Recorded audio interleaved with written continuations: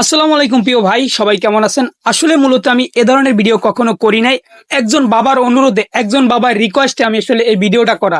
আমার স্ক্রিনে যে লোকটিকে দেখতে পাচ্ছেন, এই লোকটি কিন্তু আসলে শারীরিক প্রতিবন্ধী, মানসিক প্রতিবন্ধী।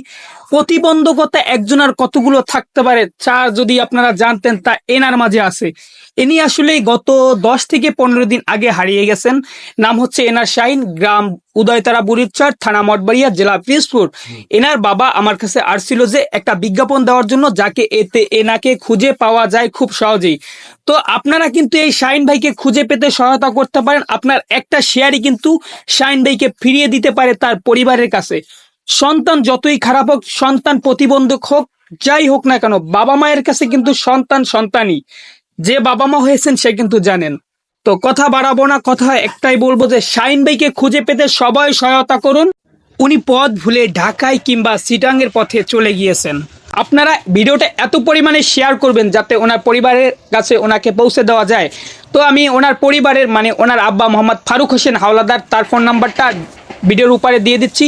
যদি কেউ আপনারা দেখে থাকেন, অবশ্যই অবশ্যই কাকার সাথে যোগাযোগ করবেন, তাকে রেখে দিবেন, রেখে দিয়ে অবশ্যই অবশ্যই তাকে তার পরিবারের সাথে পৌঁছে দিবেন এবং পৌঁছে দেওয়ার ব্যবস্থা করবেন। এবং এই উক্ত ফোন নাম্বারে আপনারা যোগাযোগ করবেন, এখানে তার বাবার নাম্বারটা দেওয়া আছে।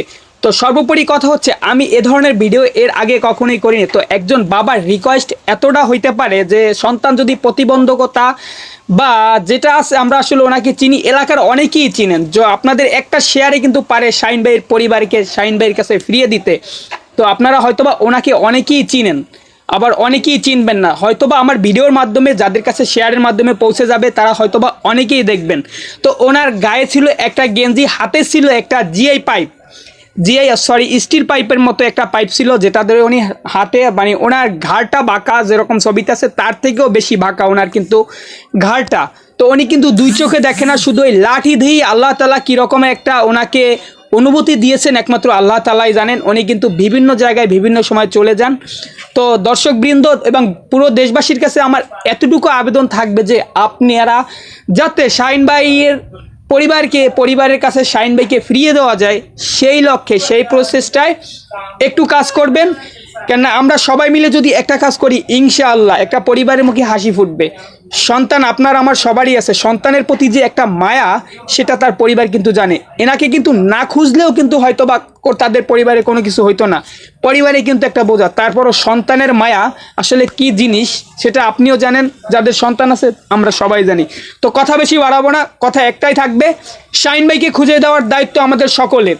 তো আমরা পারবো কিনা ইনশাল্লাহ জানি না, ইনশাল্লাহ আমরা পারবো শাহিন ভাইয়ের পরিবারের কাছে যাতে আমরা শাহিন ভাইকে পৌঁছে দিতে পারি। আসসালামু আলাইকুম।